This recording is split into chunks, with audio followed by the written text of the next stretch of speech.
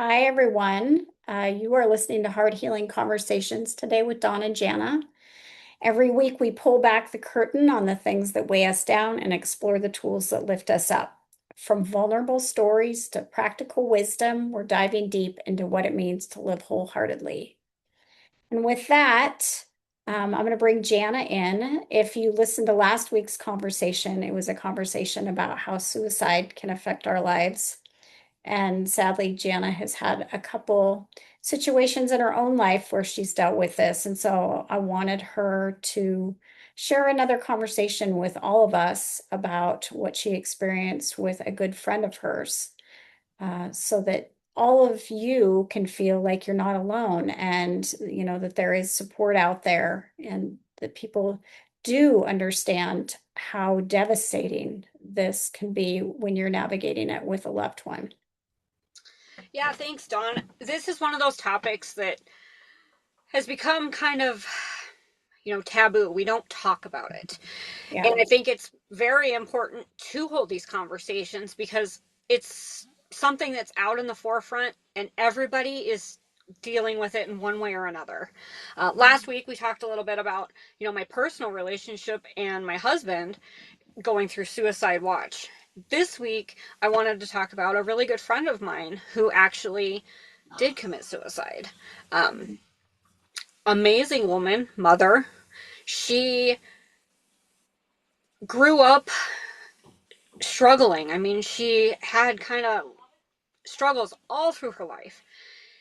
She actually became good friends of me with online. We hadn't even personally met in person. We just became really good friends, and we always had each other's back and supported each other through kind of anything that life threw our ways, whether it be, me getting married, having kids, any of that stuff. Her kids are a little bit older.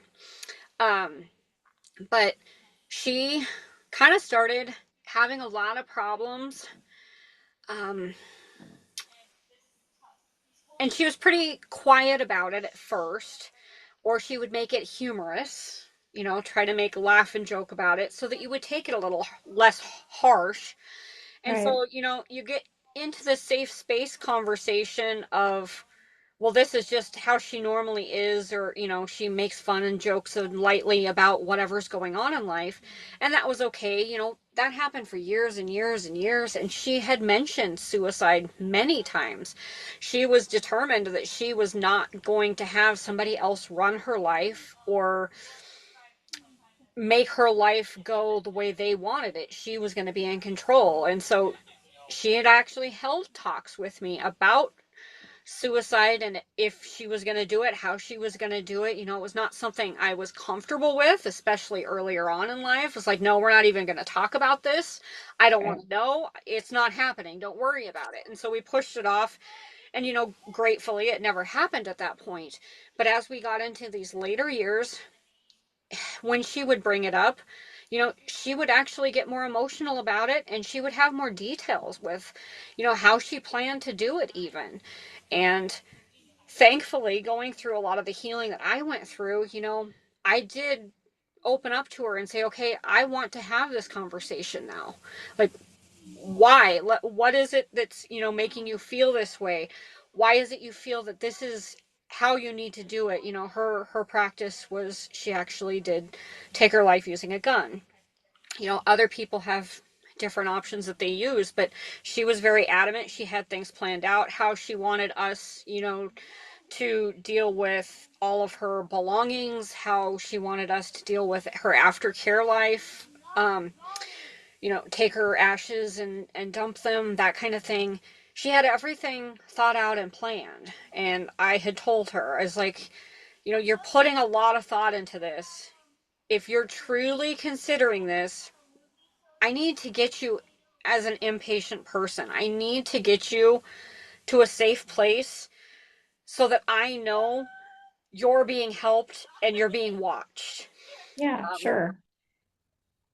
I don't think because it's something she talked about so regularly that anybody truly expected it to happen because Yeah. it was in the forefront. Oh no, she talks like that all the time.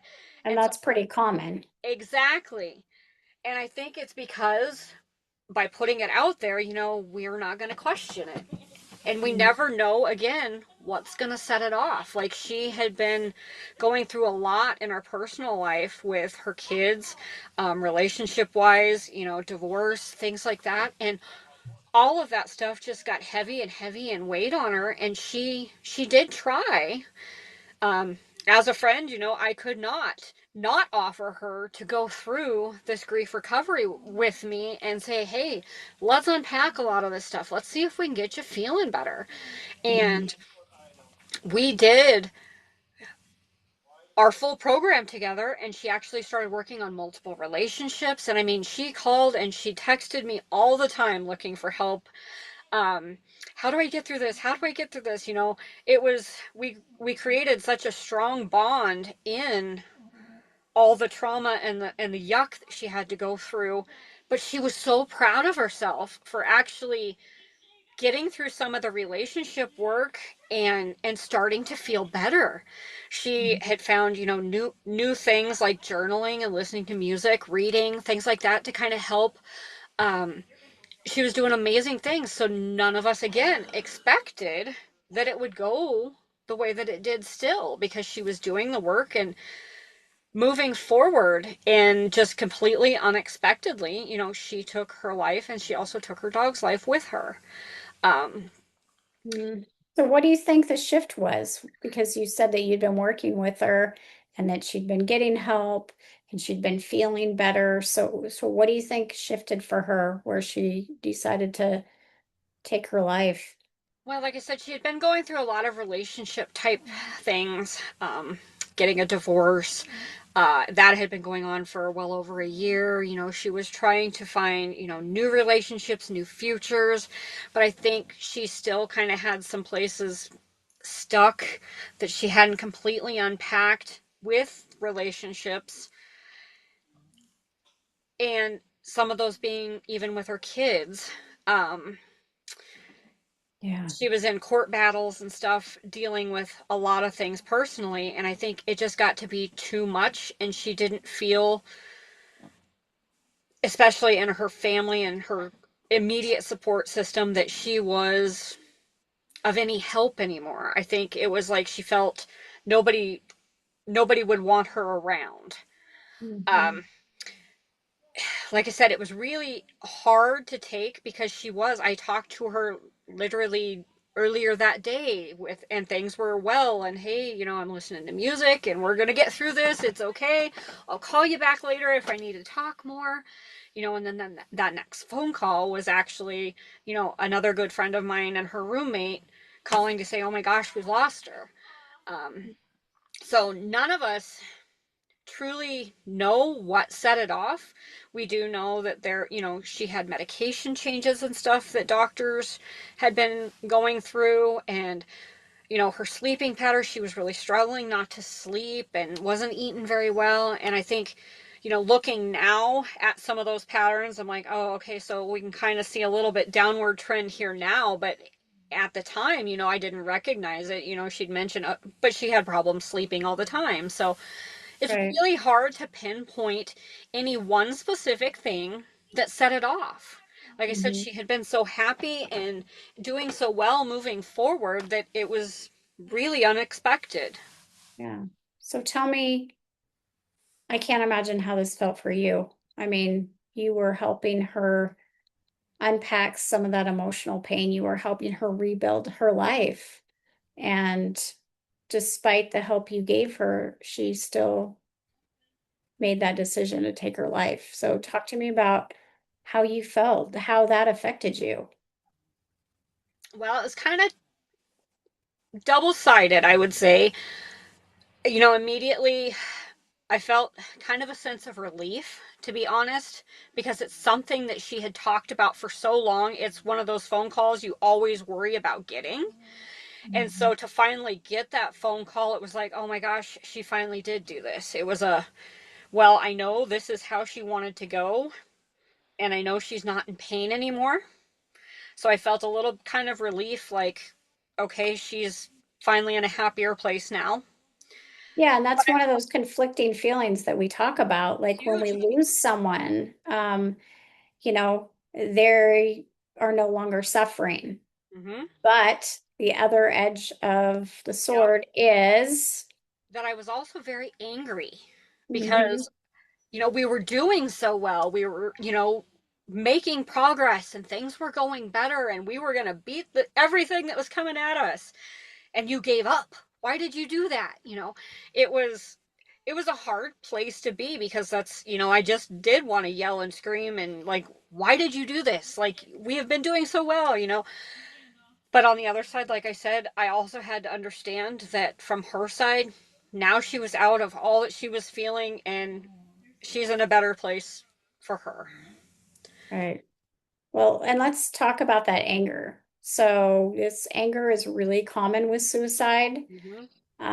I think it's most of us think, how could you do that? How could you do that to your family? How could you do that to me? How could you leave this life? We wanted you, we needed you, we wanted to still have relationships and fun times and adventures together, and you're gone. But underneath that anger is, I miss my friend.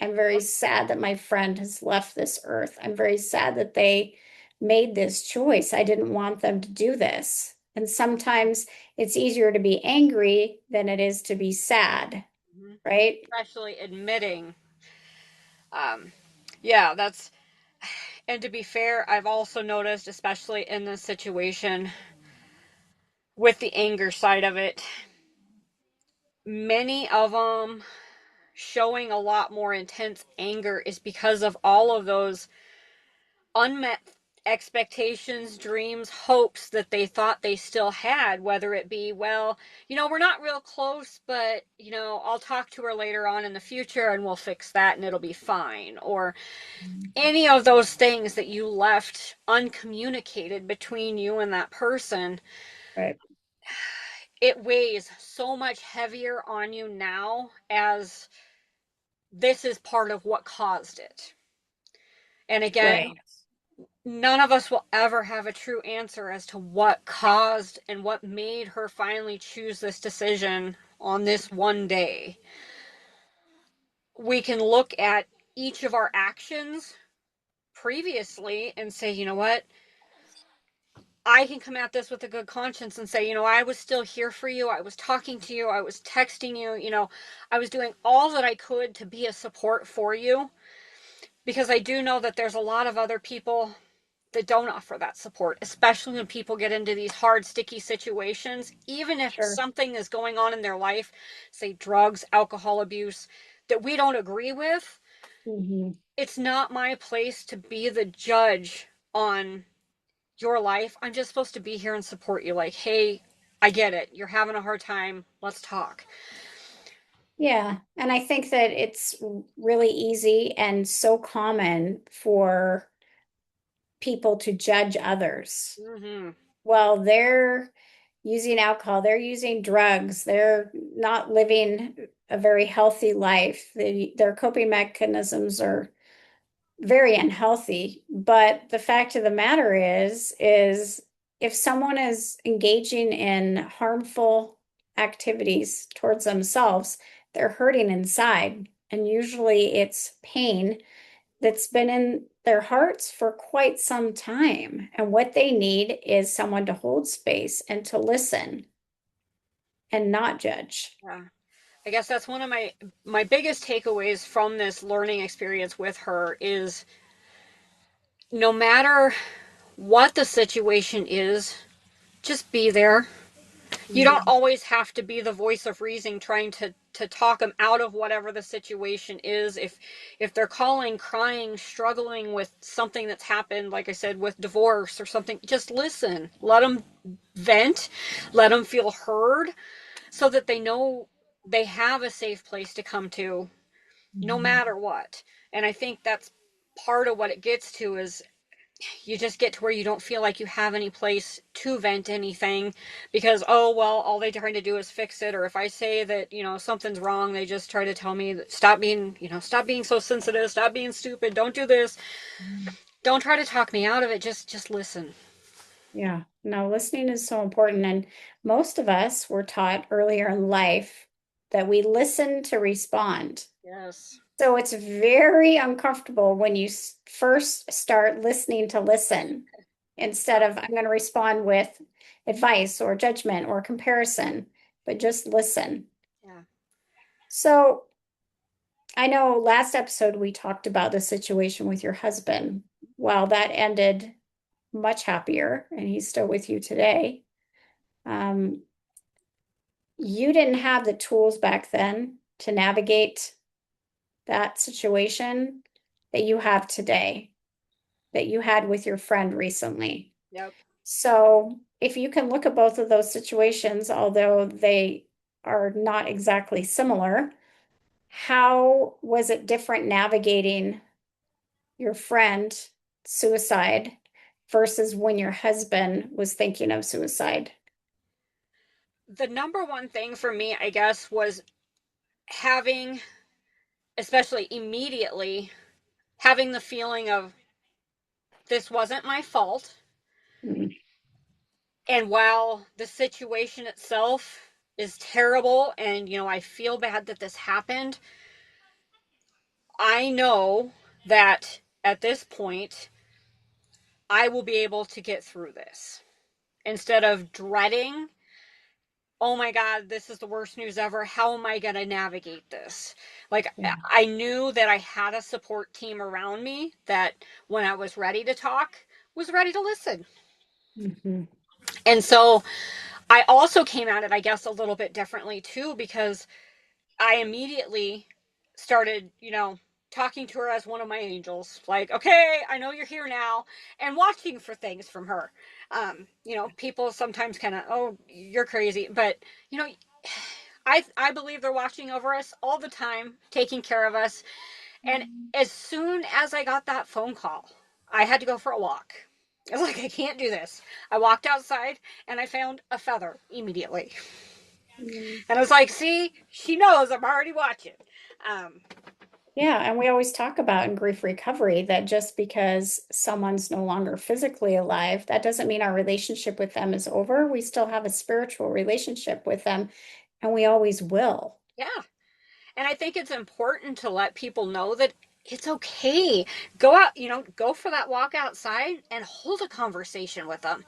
Sometimes that's where some of my greatest healing has come from, especially in this, is because a lot of the times nobody else truly knows what you're feeling or what you're going through, Right. even if they have been through the same situation where they've lost a friend or a loved one to suicide.